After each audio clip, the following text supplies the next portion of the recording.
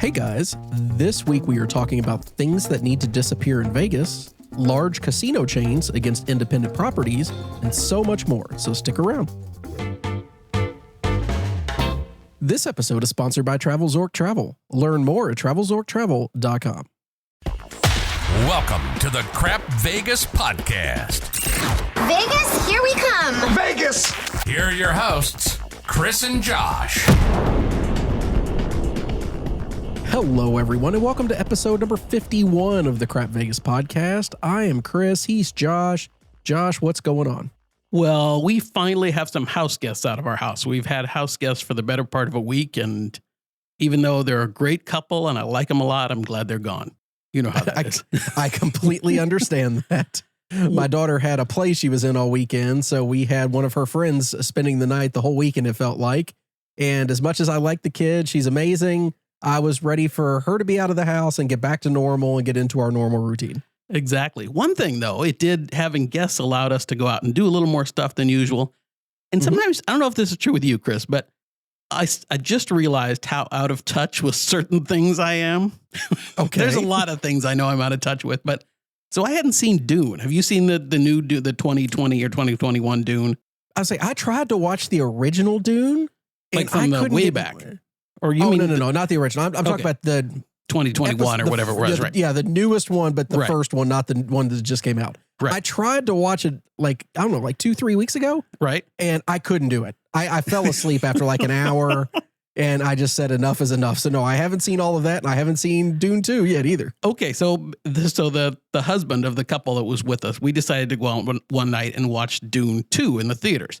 Okay. But I hadn't seen the first Dune, the one that you fell asleep with. So I had to watch that, rent that on Amazon or whatever, watch that. So I watched like 6 hours of Dune in one day. But the whole point of this is I had no idea before Dune and Dune 2 who Zendaya, is that how you say her name? You don't know who Zendaya is, really? And I did not. I'm admitting that. I have 2 girls, so it's kind of impossible not to know who Zendaya is. I did not know who she was. Well, Josh, you're missing out. She's very cute. Well, that's the whole point of the story. I just realized. Okay, well, good. She was a former Disney star that went off and started. She was a singer. She's an actress. She's done all sorts of things, Josh. I have since learned all this. I had no idea who she was. It's just one of those little bits of pop culture that somehow passed me by up to this point. Did you know she's dating Tom Holland? I have since learned that, yes. Okay. They're like the cute celebrity couple. You know, he's Spider-Man and she's doing her thing. Right. Yeah, they're just awesome. And she's in Spider-Man. That's how they met. You know, there's a lot of backstory here. By the time we get to post, I'll try and figure out some Vegas connection to this. But I was going to say, everybody loves when they turn our show on and they get 5 minutes of discussion about Zendaya and who she is. That's pretty normal. It's better for us. than medical talk. No, that is true. We didn't talk about any maladies. Well, that being said, Josh, let's tell people how to get a hold of us. You can send us an email. That is podcast@crapvegas.com. You can reach us on our Facebook page. That's crapvegas.com/Facebook. You can leave us a voicemail, and we actually have one we're going to play this week, Don't Josh. give it away. Oh, no, secrets. That's crapvegas.com/voicemail. Or the easiest way is always going to be on Twitter. X. He's at Vegas Duffy. I'm at Small Whale 13, or the show page is at Crap Vegas. Okay, guys, previous episode feedback. We received an email from Nicole. Nicole says, congrats on episode 50, guys. I found you all around the 15th episode, and you guys have steadily gotten better each and every episode. Well, that's good. I really appreciate the honesty you all speak with, and it's obvious you guys are just 2 gamblers who are good friends. Keep up the great work and can't wait for episode 100. Nicole. Well, thanks, Nicole. That's very nice. As I was thinking about episode 51, it's kind of a little bit of a letdown. Like 50 was a big, milestone. We had Joyce's voicemail queued up. We had special things, and now it's 51. I'm like, I got nothing. So you're saying the next 49 episodes are going to be garbage. It's all just a lead up to 100. Come back to 100 because that's going to be the winner. It's a slow build. We're building to a crescendo. It's like Bolero. What? Do you know Bolero? What is this reference? See, I don't know Zendaya, but I know Bolero. I don't know who that is. Okay, it's Is it a person? Is No, it a place? it's not a person. Is it a thing? It is a piece of music written by Ravel. Okay. And the thing about Bolero, you need to go find Bolero. Maybe I'll play a clip of it at the end of the show. Sure don't. I'm probably going to play a clip of it at the end of the show now. Or maybe now. Maybe I'll splice in a thing of Bolero right now. Put it in the background. People will love it. All right. So Bolero, it builds one instrument at a time. It's a long piece of music that builds one instrument at a time. It's really fun to see in a concert. But anyway, that it builds toward this crescendo. The whole thing is this 20-minute piece of music or whatever it is, just builds toward this crescendo with all the instruments. Gotcha. I totally forgot what the point of this was. Oh yeah, building towards episode 100. I was going to say, I don't even know where we were. Okay, why don't we jump to the next one, though? Please do. Thanks, Nicole. Yes, thank you, Nicole.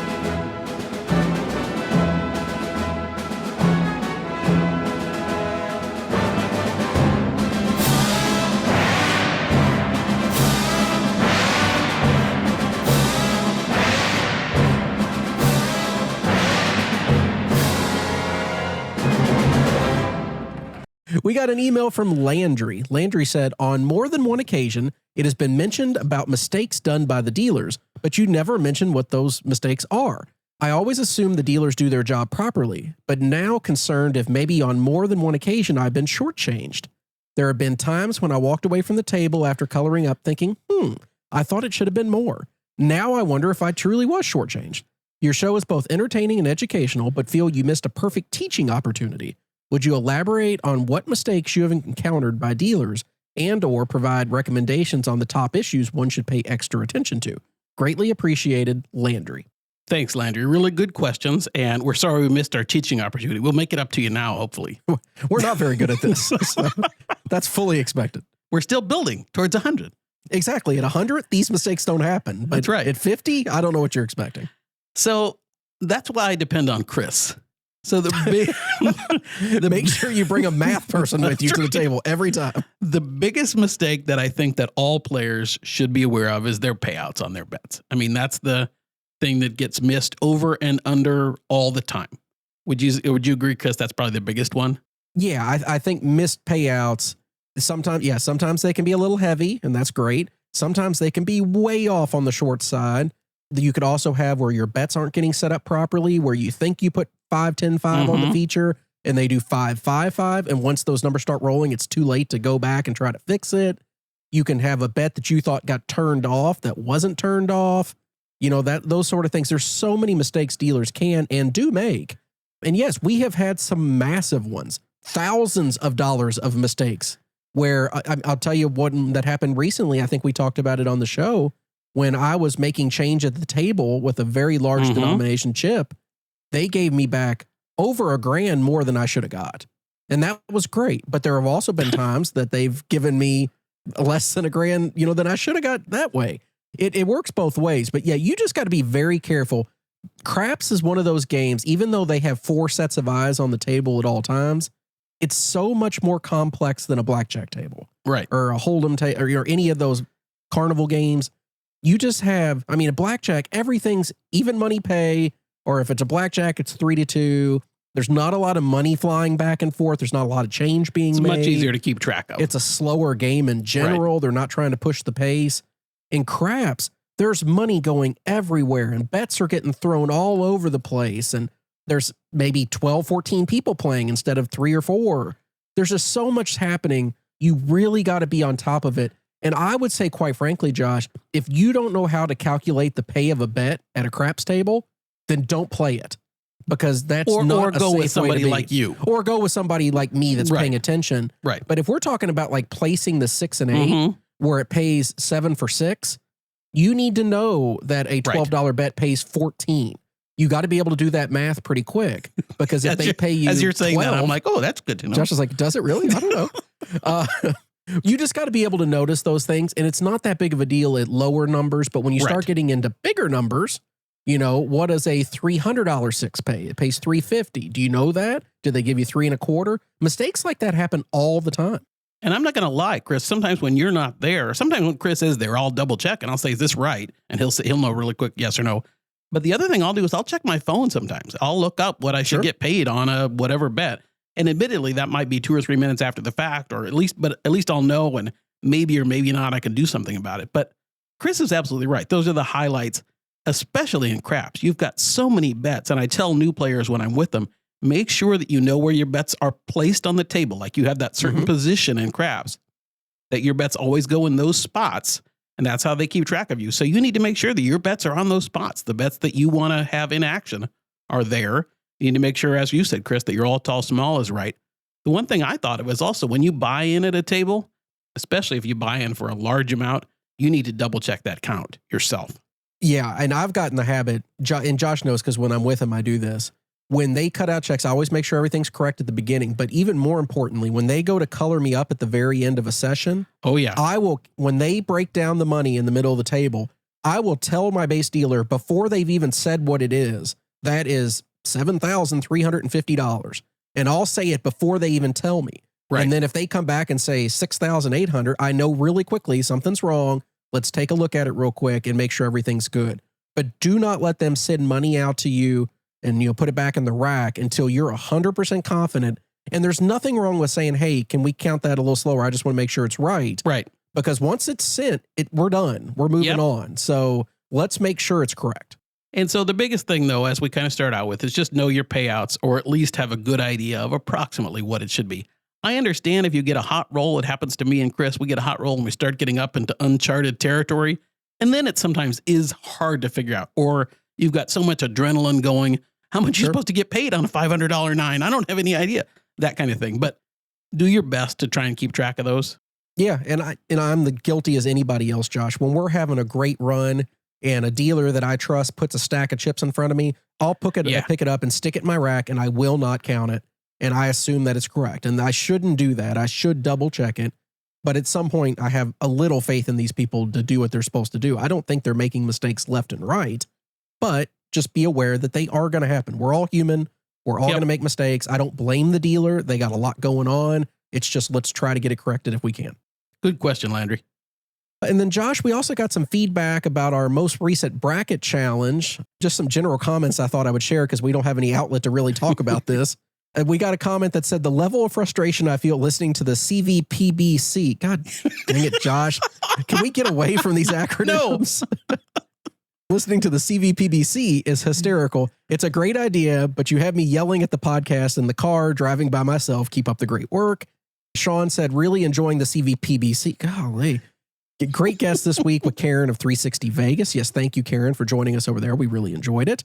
I enjoyed her local take on the matchups and agreed with most of them. We really need to investigate the seeding selection committee. I 100% agree with that. That guy, I don't know what he was doing, but we won't call him out today. And we finally got a comment from Oilers Rebuild 3. Loving the bracket boys. Agree Caesar's Palace is just off these days. They do probably have the best sports book on the strip and one of the best pools too, though. So just a couple random comments. I highly encourage everybody to check those out. We'll talk about it a little bit more at the end of the episode. But we're having a great time. And when this episode drops on Sunday, the third episode of the Bracket Challenge will drop as well with celebrity actor, Josh, what did you say? One of the top 50 hottest people in America. Yes. Garrett Wong. Yes. In 1997, Garrett was one of People Magazine's 50 most beautiful people.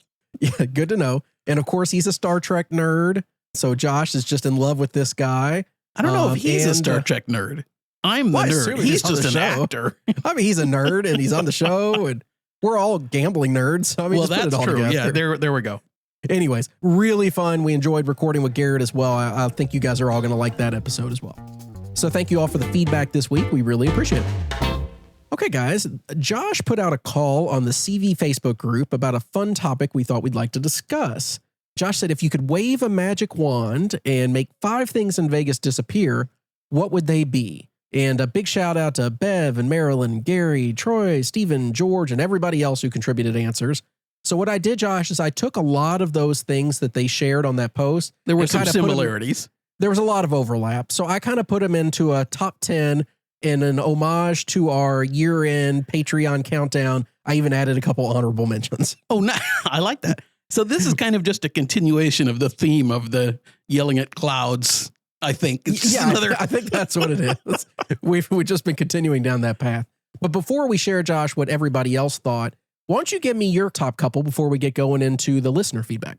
So, Chris, it's been a while since I looked at what the people on the Facebook group said, but so I'm guessing there's going to be some overlap. But I would say my top 3 are service fees. And I'm not even talking necessarily about resort fees, but particularly restaurants and things like that. But resort fees get folded in, kind of just all the feeing that is Vegas. If I could make that disappear, that would be the thing. I think that would be kind of top of my list. For me, also dogs. I'm just not a big fan of dogs in casinos. Damn you people bringing your dogs to casinos. Yeah, it's right up there with kids. And that's going to be my next one, although slightly different. As you know, I have brought our daughter to Vegas and that kind of thing. But I at least would want more properties to be 21 and over properties. Okay. That would be, so I'd make kids disappear from, half of the properties. Magically, Poof, wave your wand. right. Kids are gone. Half the kids are gone. Those would be my three. This is like an Avengers Endgame sort of situation. Half the population just disappeared. I didn't see that. Was Zendaya in it? Okay. Josh, my top three, or at least a couple things that I wanted to mention. You nailed it with fees. That's by far my number one. And you're right. It's not just resort fees. It's all the stupid ticky-tack fees that we put on everything in Vegas nowadays. Right. It's live entertainment tax and ticket fees when you get all that stuff. A $40 ticket becomes $74.50. It's fees for checking in early and checking out late. And Yes. ATM fees that are $10 to get money. I mean, all that stuff. Let's make Vegas a place where we don't nickel dime people. They're going to get their money's worth at the table and stuff, but we don't need to take $4 and $5 at a time for stupid stuff. Let's just make all that stuff disappear. I agree with you. And the other big thing for me, mid-roll buy-ins. If we could stop that completely, if they can say no mid-shoe buy-in on a blackjack table, Josh, there's no reason they can't say no mid-roll buy-in, when the puck's on. That seems fair to me. I don't think you have to wait for a new shooter, even though I do. But let's just say if the puck's on, no buy-ins. If somebody throws cash out, push it back, keep things going, and just move on. That would make life so much better. And the only other thing I think I'd like to see disappear, it's just me being me. Let's get rid of 3, 4, 5 times odds. Can we just go to 10? That's so much. Or at least just say 5 times across the board. I mean, Vegas is pretty much the only place in the country where you see 3, 4, 5. And I don't understand that. It's supposed to be the gambling mecca, 5 times or more. Let's go with 10, preferably. I'm totally with you. And Chris, going back right now to the CVPBC, that was one of the, our episode with Karen of 360 Vegas, there was a matchup of the Cal, which I believe was like a number 10 seed against the Four Seasons. I don't have the bracket in front of me. That was a number 4 or 5 seed, and the Cal won. Hopefully this isn't a spoiler to you guys. You've heard that one already. But I got a comment that somebody was very mad at the result of that. And they said, do you know the Cal only has 2 times odds on craps? Does it really? I said, that could have been a deal breaker. If I'd known that at the time, I might have voted for Four Seasons. I mean, how does a downtown property offer 2 times odds? That's crazy. Know. Anyway, if our listeners can verify that. I don't know who I gave my vote to, but I don't know if it's too late to retract it either. We both voted for the Cal. But I'll tell you what, though, Josh, we have them again in the second round, and that will come up. They are out of there. Anyway, so 3, 4, 5, I'm with you. I'd like 10 times would be kind of perfect. We've talked about this before. It doesn't hurt the casinos at all to offer it because there's no house edge either way. They don't have an edge. Player doesn't have an edge. 90% of players won't take 10 times odds, especially if you're talking at a place in Vegas where they're probably $15, $25, table minimums. So a lot of people aren't putting 150 or 250 behind. And it would make gamblers like me feel like I'm really getting some good value. So totally. It's kind of a win across the board, but we don't think that way. Now, what do you think about the argument that you say it doesn't hurt the casino? What if and this kind of goes back to, it might have been Jack who brought up this point, which is, what if my bankroll per roll is X dollars, and if I have 10 times odds, I'm going to put it all on the point instead of doing some place bets? That is taking money away from the house, because all of a sudden, instead of me putting $100 out on 6 and 8 or whatever, I'm now putting that as odds, which has no house edge. So maybe there's an argument for it does hurt the house a little bit. I'm sure you're right. I mean, mathematically, you definitely are right. Right. But I'm thinking, what is a casino like more than anything? Variance. Yes. Because that would be good variance. Because nothing knocks a player out faster from a table than not having enough bankroll. Right. So by increasing the variance, which that would absolutely do, then I think it would actually work in their favor.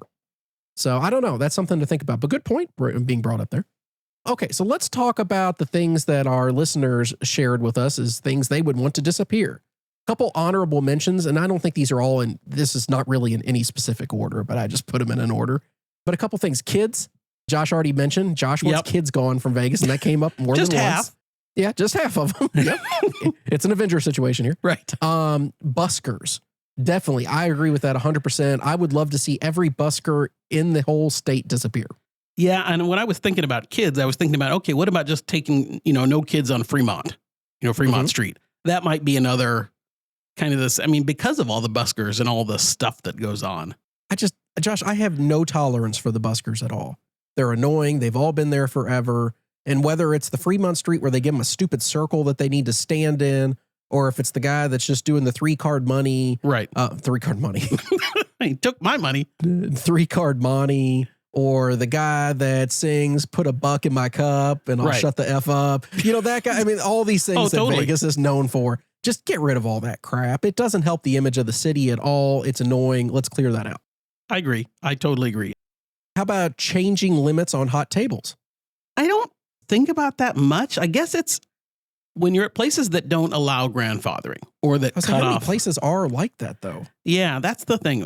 Where was I? I think I was at somewhere, unless it was Tahoe, but I think I might have been at some property in Vegas where they changed the limit and said, you've got 10 more minutes or 15 more minutes or somewhere. Yeah. I don't like that when it happens, for sure. I agree. Yeah. When it's a result of a hot table, I don't necessarily believe that that's an issue, but I don't like changing limits and not grandfathering the players that are there. I don't think that's fair. I guess for better or for worse, Josh, every place that we play consistently, grandfathers. Right. So they could raise the limits 100 times and we wouldn't even notice that they raised them, honestly. Right. There's been plenty of times that Josh and I have been on a table at Wynn that started off as a quarter, and by the time we left, it was at $500. Yeah. And we had no idea that it even changed. We just happened to look up like, oh, did you notice that? So, no, it happens all the time. Changing limits on hot tables. I agree that there's no reason to do that, but at the same time, it doesn't really bother me. Josh, next one, smokers. I am sorry to our smoking listeners. I know we have lots. I don't particularly like to play with smokers, at least close to me. I don't mind if you're at the other end, if we're at a craps table, if you're at the other end of the table, or a blackjack table, if you're kind of at the other end. I don't really want smokers next to me. Some places are better, obviously, about ventilation. The one I would ban I wouldn't ban smokers, or I shouldn't say ban, make them disappear. I would, to go with the question prompt, I would say cigars. Those are the big ones. Yes, absolutely, 100%. I don't like cigarette smokers blowing smoke in my face. It's very annoying. I mean, you guys smell. You don't realize that you smell, but you smell, and you're making me smell. But cigar smokers are by far the worst. And you see a lot of them at craps tables, and it drives me insane. Can we at least say no cigars at a crap table? And again, it's not we know we have some cigar smoking listeners, and it's not that you shouldn't smoke cigars. It's just at the table. Yeah, you can do it anytime you want, just not while you're playing at a table with me. That should be the general rule. If Chris is at the table, no cigars. No cigars, right. Seems fair. Maybe if you had a baby that day. This one was a little more sensitive, Josh. We got this from multiple people, so I couldn't leave it off. But they said that we should get rid of the homeless and drug addicts. And I don't know exactly how I feel about that, because that statement is horribly insensitive. I think there's things that we could do better, but I don't think I can condone like the complete removal of homeless and drug addicts. Well, in defense of one of the comments I think I saw on Facebook, the person said he or she didn't have an idea how to make that happen in a compassionate way. Yes. So there was some idea of compassion involved, but from just a purely tourist standpoint, I understand. Yeah, it doesn't look good. I get that. Every city in America has a homeless population. Every city in America has, drug addicts that are floating around out there as well. We need to come up with a better way to solve that problem. But you know what? If we did that, I'm sure we'd get a Nobel Peace Prize. It's not just snapping your fingers in Vegas. Vegas wins a Nobel Peace Prize. That would be the sound of that. Moving on, Josh. So a bunch of people said slot button slappers. God, yes. No slapping the buttons, no licking the screen, none of that crazy shit. Get it out of there. That doesn't rise to the level of disappearing for me, but. Oh, yes. Josh, you haven't been around a true button slapper then if you feel that way, because those people are over the top. It's the same people that massage the screen during bonuses. And I mean, Josh, come on, you people are crazy. The next one, Josh, overpriced shows. Maybe I'm jaded here, but I don't think that the shows in Vegas are that overpriced. I mean, any good show in any city is going to be expensive. I mean, yeah. If you're paying for, I mean, I'm thinking about when we went to see Atomic Saloon and we bought our tickets and we bought the bottle service booth or whatever that was. It wasn't cheap. I think that was like $500 or something for the two of us, somewhere in there. And yeah, that's expensive, but you're going to an entertainment town and you're going to a destination that is not making its money on gambling anymore. Yeah. And you're going to pay a premium, but it's not that much more than you're going to pay in New York City for a Broadway show or whatever. That's what I was going to say. Right. I mean, I've spent a lot of time in New York City over the past few years. I've seen most Broadway shows multiple times. And if you're getting decent tickets to, Hamilton, they're going to be $200 to $250 a piece. Right. I mean, that's pretty standard.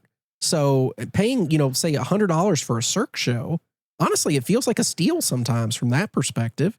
Even if I want to get a concert ticket to a band I like, $125, $150, it's not that much different than what you see in Vegas. Yeah, I don't think, Bruce Springsteen was just in Vegas performing. I don't think you'd pay much more in Vegas to see him at T-Mobile Arena than I'd pay in Seattle to see him, that kind of thing. Okay, Josh, next up, porn slappers. That's something I haven't seen in 3 or 4 years, it feels like. I haven't seen a porn slapper since before COVID.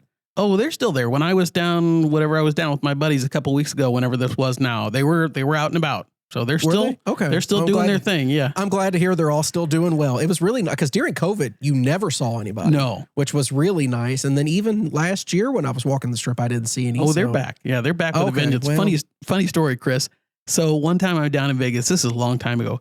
And the big storms come up all of a sudden, those flash flood Vegas storms. Oh, yeah, absolutely. And so it starts pouring. I'm out on the strip and the porn slappers are out there. And so a lady, it starts pouring and she sees a newspaper on the ground and she reaches up to put it over her head to cover herself from the rain. And it's one of those newspapers with comes out. It's the naked lady newspaper. Nice. She looks up classy. And she's like, oh my God. That's what the porn slappers made me think of. Yeah. I think snapping your fingers and waving the magic wand would be porn slappers is a good one. Yeah. Porn slappers, buskers, get them all out at the same, right. swoop. And which goes with the next one, street vendors. I don't have as big a problem with street vendors. I guess it depends on how you separate them from buskers. But the people that are selling hot dogs and whatnot, I don't know. They don't bother me that much. But bottled waters for $1 a bottle that they grab the extra bottles out of the trash can and refilled them in a tap and sold them back to you. Now, see, is that different? Is a busk, like the people that claim to have made their own music on CDs and want to give you a CD, is that a busker or is that a vendor? I consider that a busker. Okay, I would too. Yeah, the monks with their beads. Right. The CDs that they're trying to sell. Yeah. Anybody playing any form of music. My favorite, the person with the karaoke singing Michael Jackson. Oh, yeah. Yeah. Just, all the good stuff, Right. What makes Vegas, Vegas, It's true. So we don't want to get rid of them. Next on the list, 6 to 5 blackjack. So I'm going to be in the big minority about this. I understand everybody's thinking they want to get rid of 6-5 blackjack. They want to get rid of double or 000 roulette. I get all that, but I think a little bit of that's a pipe dream. And maybe this whole exercise is pipe dream. We're not going to make a magic wand. Josh, we literally just said we're getting rid of the homeless in Vegas. Okay. You're saying that's not a pipe dream? Fair enough. I guess my point is I don't actually have that big a problem with it because I understand costs are going up for these companies and people are playing it. I don't know. It doesn't 6-5 blackjack. Maybe it's because I'm not a blackjack player. Doesn't bother me all that much. Maybe if they only limited us to 1 times odds, to use the craps example, that would bother me. Mm-hmm. I get it. I understand why people don't want it. People don't want crapless. They don't want, they just want the purest low house edge games possible. I guess I get that, but it doesn't bother me all that much. Do you find it ironic that we always argue over getting the best odds when it comes to games? Like at craps, we want 50 times odds and triple on the field. And, in blackjack, it should all be 3-2 and offer surrender and everything to get that house edge as low as possible. And then 90% of players, like at a blackjack table, don't know perfect basic strategy. So they're really playing against a 2% game when they thought it was a 0.5%. And at the craps table, they complain about all those things, but then they're playing hard eights and hard tens right. and all tall small. At some point, unless you're like a purist of the game, playing the game as mathematically perfect as possible, unless you're maybe like Jack, right, then all the other stuff really doesn't matter. Yeah, that's exactly right. And maybe that's why it doesn't bother me all that much. That's probably the same way it doesn't bother me as much. And then the last thing, of course, the most common things our listeners said were resort fees, just like we already talked about. Yep. There's nothing that drive people insane more than that. I understand why they exist for multiple reasons, whether you're talking about those third-party booking apps, or even more so, they can comp you a room, but still get $50 off the room. So it at least pays for housekeeping. There are reasons that those fees exist. They would have to change their whole model on how they do it. And I do think at this point, Josh, if they took away resort fees completely, right, I think you'd see a whole lot less comp rooms in Vegas. I think so too. But if I knew that maybe I couldn't get comp, but I knew that it was going to be a $50 room, but it was only going to be a $50 room, at least you factor that into your thinking. Yeah. I mean, I don't think that it really matters whether it's a comp room with a $50 resort fee or a $50 room with no resort fee. Only it's the if same you go in thing. with, well, yes, but only if you go in with the expectation. You know, if you think you're getting a comp room and you get there and all of a sudden you now have to pay a total of $250 in resort fees, and you weren't expecting that, then that's hard. Oh, I agree. I think it's bad marketing by their own part. Yeah. I think a casino, you don't see this, but I still think if you had like a new strip casino or a property on the strip that changed and said, we're not charging resorts fees anymore, you know, a $99 room is a $99 room. And Treasure Island did this a little bit. They were marketing that for a while where you can get the resort fees waived if you don't need the Wi-Fi and stuff. Right. They did that sort of thing. But if somebody like Bellagio said, look, our price is our price, there are no more resort fees, I think it would be a good marketing play for them at this point. I would think so. I know there's the whole argument about reselling on Priceline and Expedia and all that stuff. And we don't even need to go into that. But no, I get it. And you brought up the Wi-Fi. I mean, it drives me nuts that Wynn charges $20, $30, $40 for Wi-Fi. It's insane. Chris and I have to go to our host at the end. Sometimes he does it proactively, but to get that charge taken off our bill.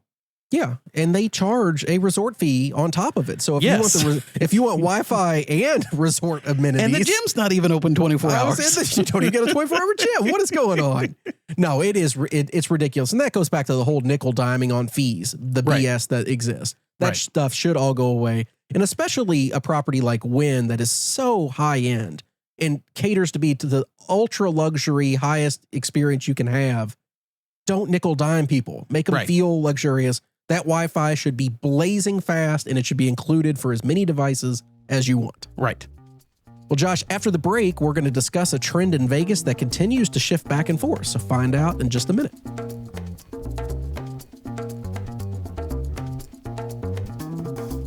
Josh, let's talk about TravelZork Travel. TravelZork Travel is a full-service retail travel agency that specializes in luxury travel services and can provide you with VIP services and hotel perks at the same price as if you go through an online travel agency or just book directly. I know you booked a recent trip with Michael over at TravelZork. Josh, what was it? I talked a little bit about it on the show before. It was a trip. We came to Vegas for Thanksgiving with my family, speaking of no kids in Vegas. And I had asked Michael of TravelZork could he arrange a trip for us to the LA area? We were looking for, someplace nice on the beach. And he set up a beautiful trip for us to Huntington Beach.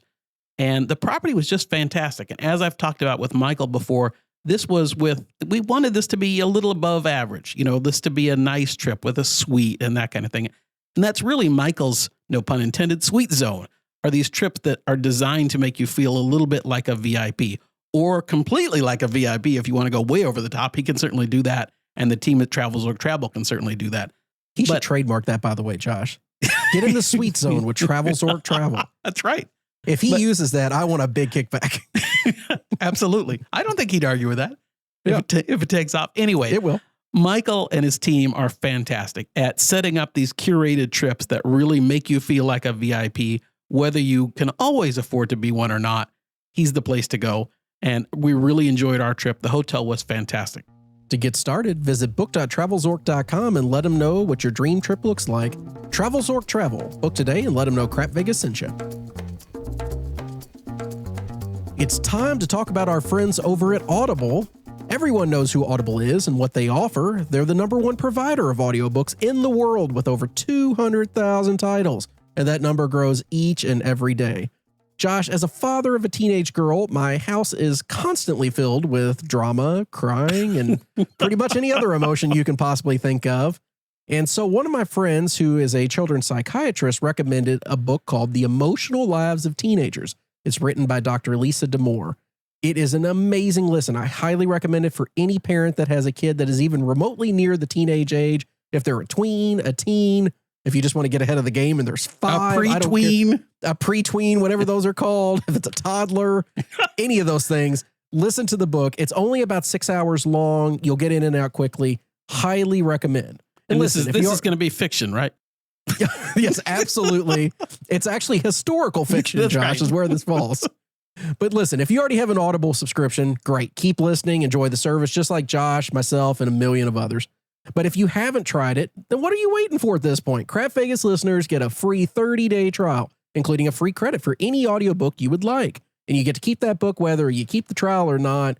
You can sign up today by visiting audibletrial.com/crapvegas. That's audibletrial.com/crapvegas. Get listening. Okay, we teased it before the break, Josh, but let's talk about something that popped up on a recent CVPBC. Look what I did there, Josh. I remember it. Right. One of our Bracket Challenge episodes, and we were talking about large casino conglomerates versus these independent properties. And Josh, I don't know if you remember back, but say 5-10 years ago, there was this big fix of people that said, all these properties are too big. Caesars and MGM own the whole damn strip, and we need to break these people apart. And here we are today, and it feels like everybody's going the opposite direction. Now the tide has shifted, and we're saying, we like these places, but they don't offer us anything. We can't play in our hometown, and they want everybody to become part of Caesars and MGM again. So I thought we would talk about this for a quick minute. So what do you think some of the benefits are from these big mega conglomerates, the MGMs and Caesars of the world? Well, I think that's to kind of level set. We are pretty much talking about MGM and Caesars as the two biggest players in the Las Vegas market. I tend to think of Wynn, although Wynn has its destinations or whatever you call them, properties in other places, particularly Wynn has Boston. They have a couple locations in Macau. Macau. Cotai, right. Yeah. And I think that's it. Then they've got UAE coming up somewhere or another. Maybe New York at some point. But anyway, I don't think of Wynn in the same category as I don't either. The MGM and Caesars. You've got the Venetian Palazzo, which is now separate from the rest of the Sands properties. So it's its own thing. You got Boyd properties. Blue. And, You've got Boyd's across the country. They have properties. But I think what hurts Boyd is they don't have any strip properties. Right. That really holds them back. But do you think there are benefits of these major players? Oh, sure. Well, I think you touched on it. I think for people that gamble locally or want an opportunity to gamble locally and have whatever rewards they get, whether they're comps or something like that, translate into a Vegas trip, those big chain properties, those big conglomerates are a fantastic way to go. You can play at your local place. You can play at your local Caesars property, your Harrah's property, and then all of a sudden get a trip to Vegas out of it. Same thing on the MGM side. You can play at MGM Detroit and earn enough comps to go to Vegas, that kind of thing. So I think they appeal to local players. I think they appeal, and we've talked about this a few times, if you want to be able to just stick with a single property chain, but wander around properties in Vegas. Yep. MGM, you can work your way from Mandalay Bay all the way up to, well, I was going to say Mirage, but not anymore. What's the northmost MGM property now? Bellagio? That'd be Bellagio. Yeah. So you could do that, or if you're Caesars, you can work your way all the way from Planet Hollywood up to Harrah's. Up to Harrah's. Yeah, I wouldn't think you could go farther than that. So anyway, it's fun to be able to do that. It's fun to be able to stick and continue earning your rewards and tier credits and all that stuff while going to multiple properties. So I get the appeal there. Any others I missed, Chris? No, I think you hit the big ones. So let's talk about the benefits of these independent properties, the ones that aren't tied to those big places. I think from my personal experience, at least, the properties that don't have the big MGM and Caesars overhead behind them, you tend to get a little bit more. I feel like they're a little bit more generous when it comes to comps and I feel like that nicer too. rooms and feel. I mean, they seem to be usually slightly nicer properties that do the whole independent route. I'm thinking Cosmo before MGM bought them.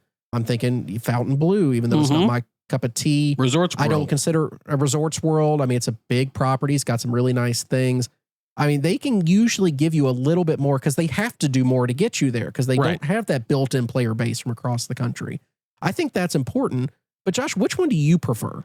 it's interesting because although Chris and I kind of switched to MGM in part because we like the idea of going from property to property, 99% of the time, Chris, when we're at Aria, we don't ever leave Aria. We just play at Aria. That's so true. we're not getting an advantage out of all of those properties that MGM has. And obviously, when we're at Wynn, we're staying at Wynn. When we're at Venetian, we're staying at Venetian. Same with Fontainebleau and Resorts World. So I don't mind the single properties. I like the idea that they do tend to give a little more and have the ability to really want to win those players over. I mean, MGM, we're just one of millions. Same with Caesars, but Fontainebleau, we might be a little more attractive to. No, I think you're right on that.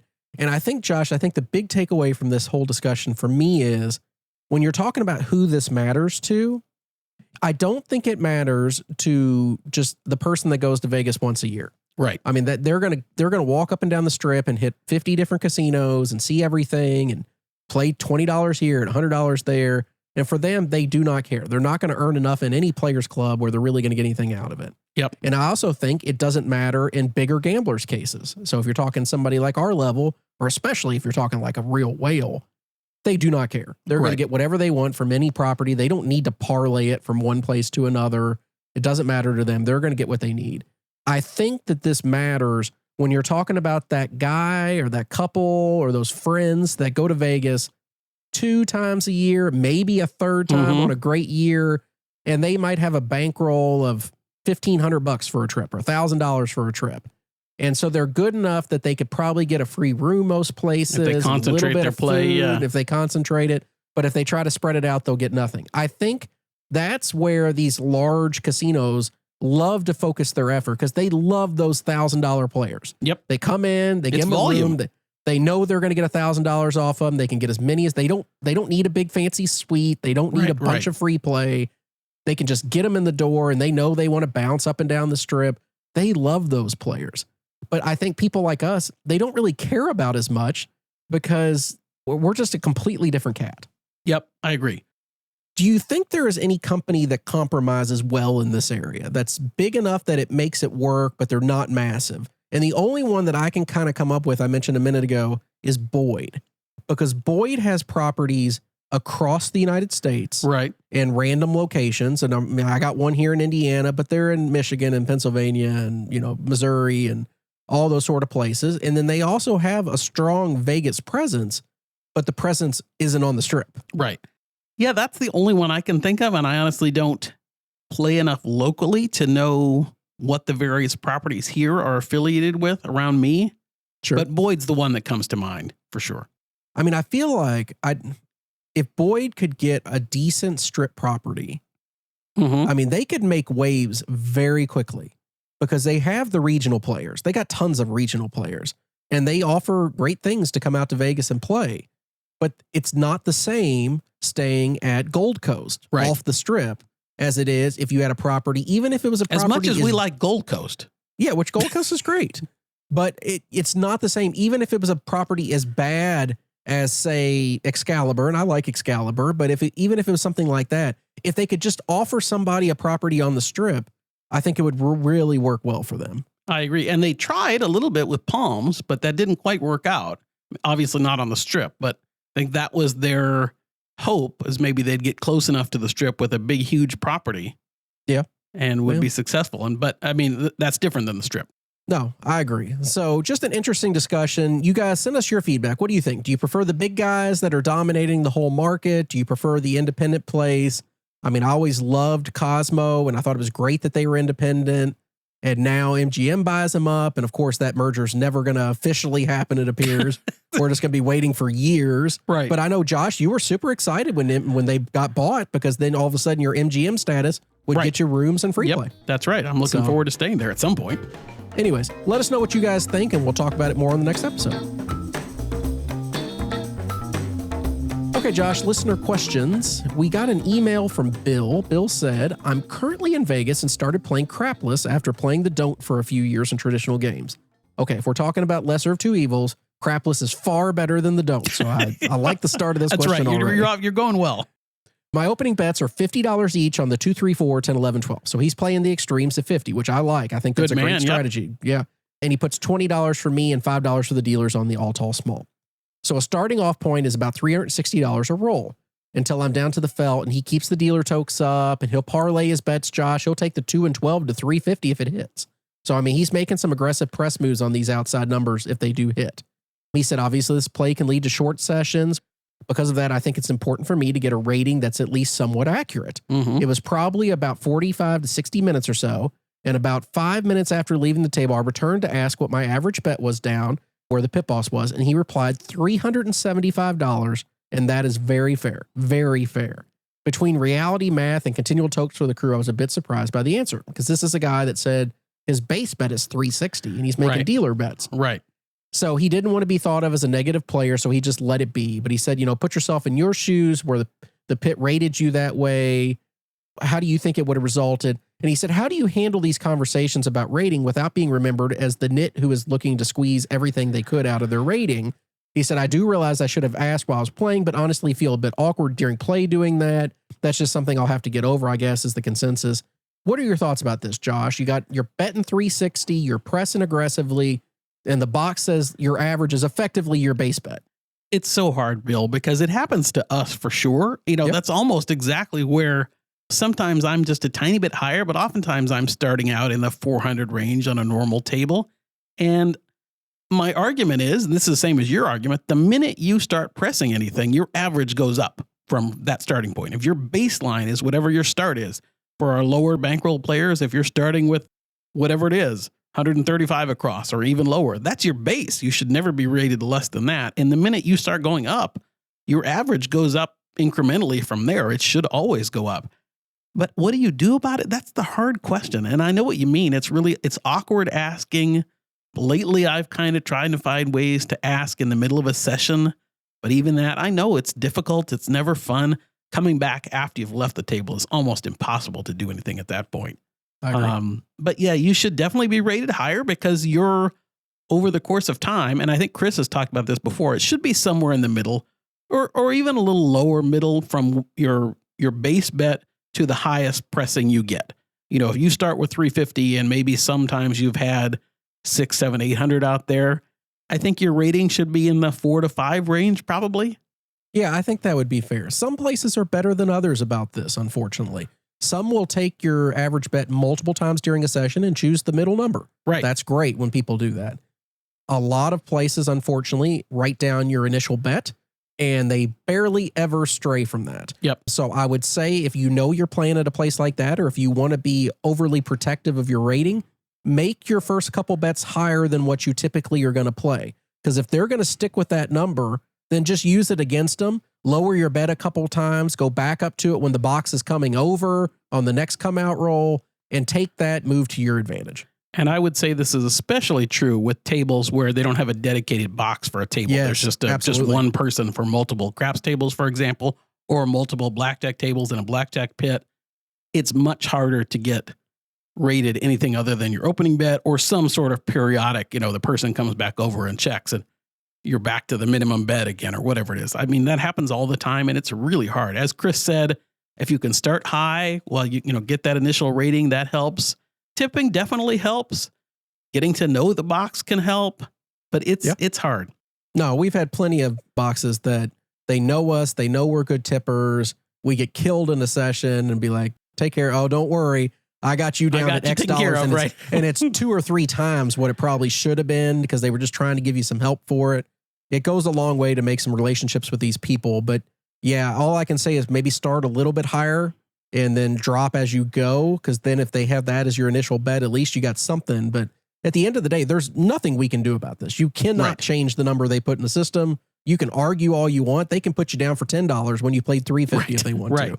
That's up to them. So you really can't, you have no leg to stand on in these arguments. And the other thing to keep in mind, the shorter time you're at the table, I think the less chance you have of making any sort of good argument. And it doesn't matter all that much. But if you're there for 3, 4, 5 hours and dealers get to know you, or 2 hours even, or whatever, you can fall back along. You've seen what I've been playing. If you want to push it, that kind of thing. But if you're just there for a half hour, A, it's probably not even worth it. And B, the chances of getting anything adjusted is pretty low, I'd say. I agree. Moving on, Josh, we got an email from John. John said, came across your blog, When I'm not playing craps, my wife plays slots. By the way, are we a blog? I was going to ask that question. I mean, we have a blog that we haven't wrote an article for in the past, I don't know, 2 years probably. Need to get on that. He said, okay, when I'm not playing craps, my wife plays slots. Could I take a marker out to play poker? Would it be considered walking a marker? I had a marker at Bellagio, but went to Aria or MGM. Am I likely to get comp offers prior to approval if I open up 2 markers, say at Bellagio and Venetian for, say, $10,000 to $15,000 each? Thank you, John. So let's take this one part at a time, Josh. Can you take out a marker to play poker? Chris, I actually don't know the answer to this. Do you know the answer? You absolutely cannot take out a marker to play poker.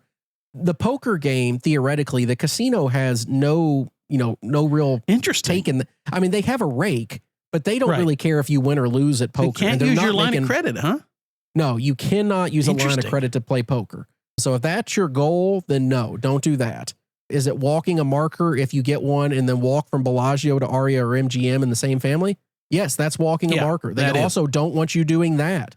There's a reason you actually have to take out credit at each individual casino, even if Caesars owns all of them or MGM owns all of them.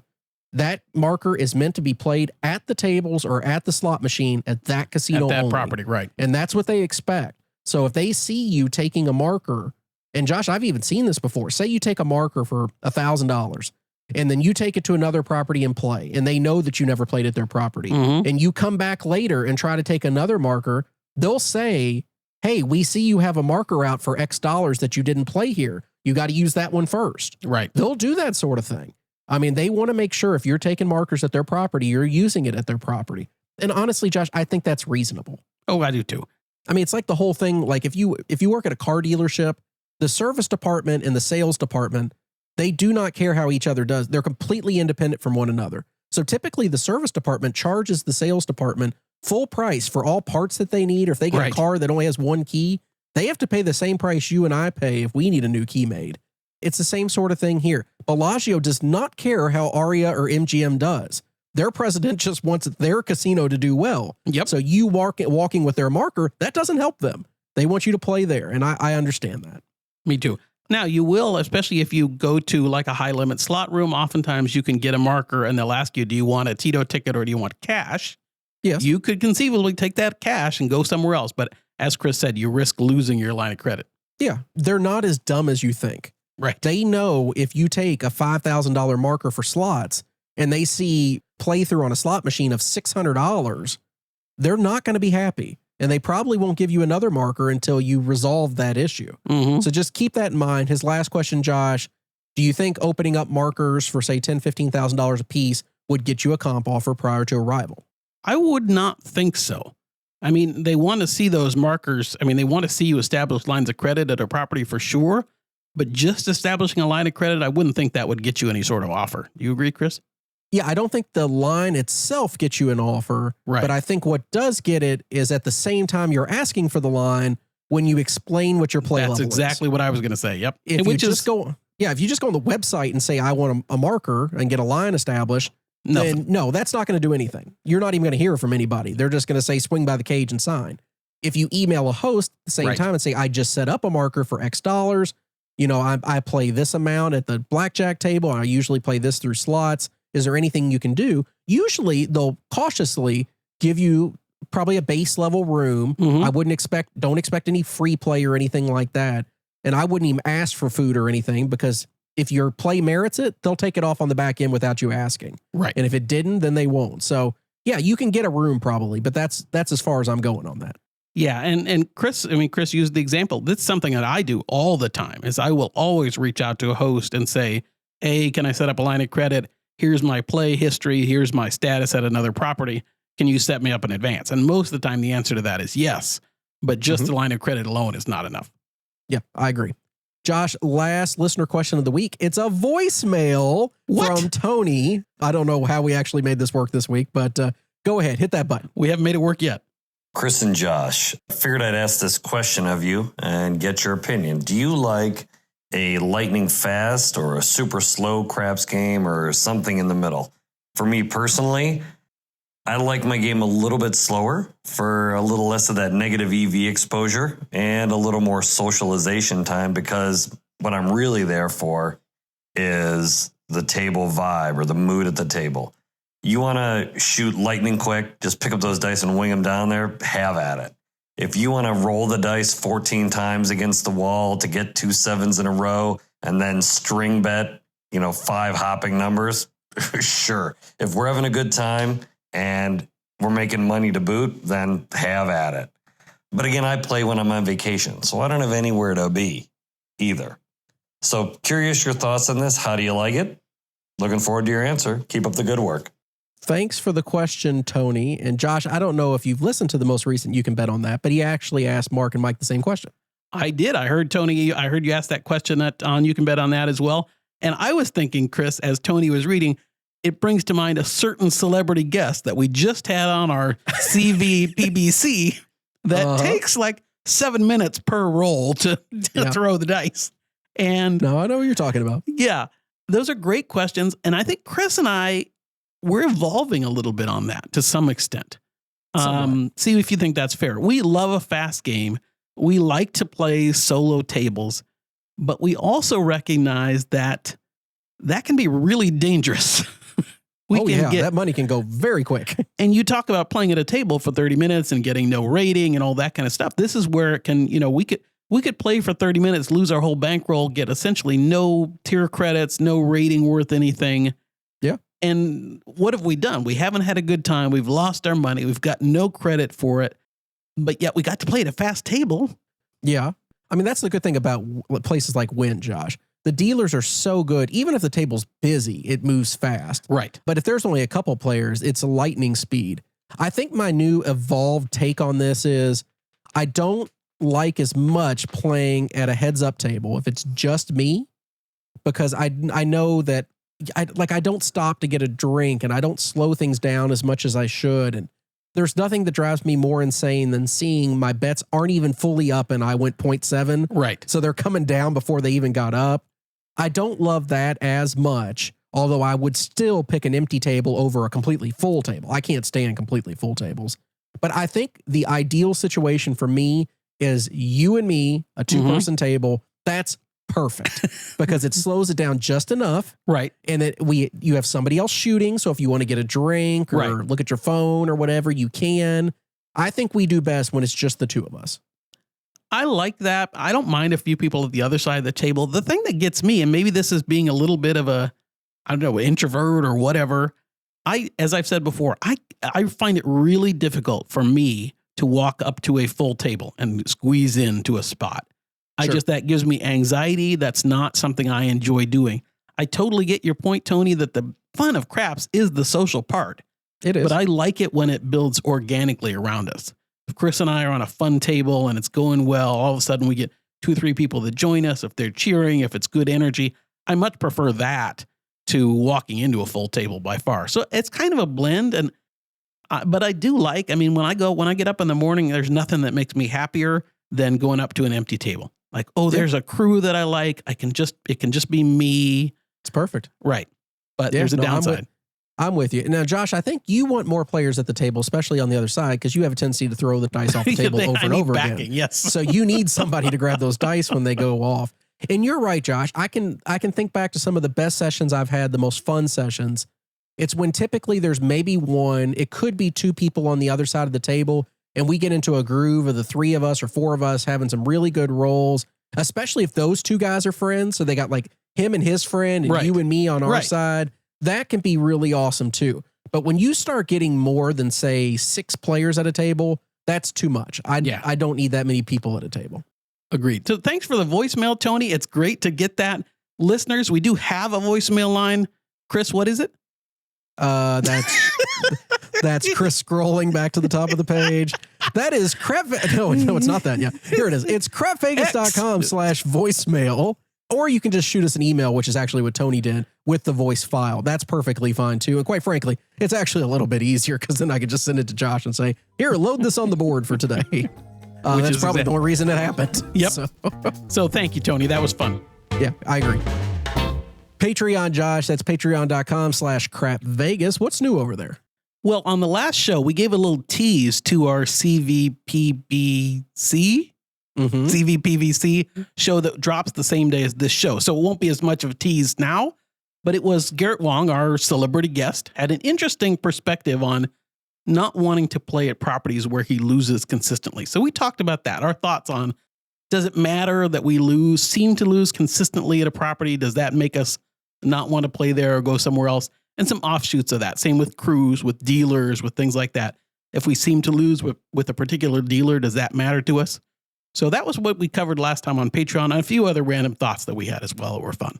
I agree. So a big thank you to the new patrons over the past couple weeks. That is Neil D., Pete M., Joshua W., Bo S., Mason M., Ken O., Daniel D. with an annual subscription. Thank you, Daniel. Mary R., and Augustus P. So thank you all for signing. I got a guy I work with whose son's name is Gus. I'm sure it's short for Augustus, but I would hope. Yeah, could be. Yeah. Anyways, thank you guys all for signing up over the past couple weeks. Like we said, all these CVPBC shows that Josh loves that acronym, the video versions that I had to spend way too much time editing the video and putting graphics and stuff, those are all up on there available to the patrons. And once we get to the round of 32 and further, that's the only place you're going to find the bracket challenge. So get on over there and join us. Yes, we try and make it worth your while. We try and make it a lot of fun. Our KCS level patrons get to see, and this is really something that I think our KCS patrons like a lot, is the full unedited video feed of our regular podcasts. So they get a look at all the, whether it's worth it or not, they get a look at all the behind the scenes stuff that goes on as we put this episode together. Some patrons I know actually go through and then they'll listen to the edited version and see what kind of editing I did. So it's kind of fun. Our KCS patrons really like that. I know this is going to come as a surprise to most people, but the product that we put out on the main podcast feed, it turns out it's not that clean when we record it the first time. We're not as smooth as I make it come out. There is a lot of crap going on in the background to make that come together. We are Crap Vegas, So if you watch the video one time, you'll know exactly what we're talking about. That 1 hour and 10 minute show probably took an hour and 50 of actual recording that we had to get rid of things and change things and look things up and all that junk. So anyways, join us over there. We'd love to have you. Upcoming trips, Josh, we will be out in Vegas together April 26th through the 28th. And then you're going to be there through the 30th, staying at Fountain Blue. We'll be at Venetian together. Really looking forward to that. And actually, when this episode drops, Josh, I will be in Vegas over at Wynn. There we go. I will not be in Vegas at Wynn, but I will be there, as you said, the end of April. And then we have very heavily, tentatively got an end of June trip on the books as well. We do. And that could be an extended Chris trip where he actually gets to stay 4 nights with you and stay the whole way. So we got a lot of planning to do for that one to figure out where we would stay. We do. Let's talk about the CV bracket challenge for just a minute, Josh. We mentioned you mean the CVPBC? Yeah, the CVPBC. The first round episode, the Linus region featuring Keith Lyle, that's been out for a couple weeks. Make sure you listen to that if you haven't. We just released the first round test region with Karen from the 360 Vegas podcast. That was a lot of fun to record as well. And when this drops on Sunday, the first round of the Danny region featuring actor superstar Garrett Wong, that comes out as well. That was a lot of fun to record. I think you guys will really like it. He is a dice degenerate at heart. Very. And he makes that very well known. So I think all of our craps players will really like him. And then the final episode will be out next weekend, Josh, with a Vegas name that everybody knows. Can't wait. Friendly reminder to subscribe and leave a review on your favorite podcasting app and to visit our merch store. That's crapvegas.com/shop. As a special thank you to our listeners for hitting our 50th episode, we're offering 50% off all remaining CV shirts in stock. We're trying to clear them out to make room for some new designs that we've been working on. A lot of people recently have been ordering the exact same thing, a CV logo shirt in large. I do not have any. I'm completely out. So I have had to refund. Put on some weight, people. Get some extra larges. And I keep sending everybody an email that orders it because I had back orders turned on for some reason, Josh. That was a mistake. So it took the order even though I didn't have them. I sent you an email and asked, do you want a large, or do you want a medium? Do you want an extra large, or do you want me to cancel?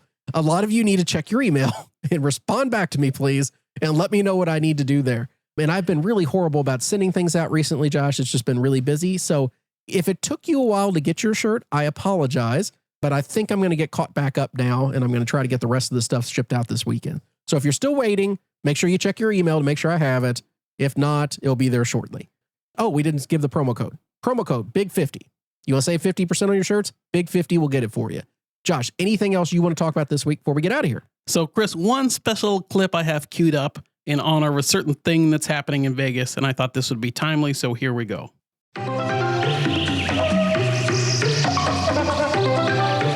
It's not Jamaica. It's not Tahiti. And it's certainly not Mazatlan. It's Las Vegas, man. The Tropicana Resort and Casino. The Players' Paradise. Come play on the island. That was in honor of Tropicana signing off. That was a Tropicana commercial from the late 1980s. Wow, we are really going to miss them. And you know what, Josh? They were in the bracket challenge. They were. You'll have to listen and find out if the nostalgia of the property and its disappearance soon to come was enough to push it through to the next round. So thanks for listening, everybody. We appreciate the support as always, and we'll see you on the CVPBC or episode 52. Okay, talk to you guys soon. Bye. Vegas, here we come. Thanks for listening to the Crap Vegas podcast. Have you ever been to Vegas? Check out all our recent news and our Vegas trip calendar by visiting crapvegas.com. See you in Vegas. As we approach, well, I'll start that one over. Episode 100. We're really close now. Why don't you give me your top couple that you have? My cop tuple. Okay, well, fuck you. Edit it, okay? You know what, asshole? Fuck you. Okay, here, we'll try that again. Why don't you shut up for a minute so I can get a couple words out of here? All right, go away. Go away. Go away. Yeah, okay, fine. I'm out. See ya. Yeah. Josh, why don't you... Now I can't even say it. So thanks for listening, everybody. We appreciate the support as always, and we'll see you on the CVPBR and episode 52. What is the CVPBR? Shut up.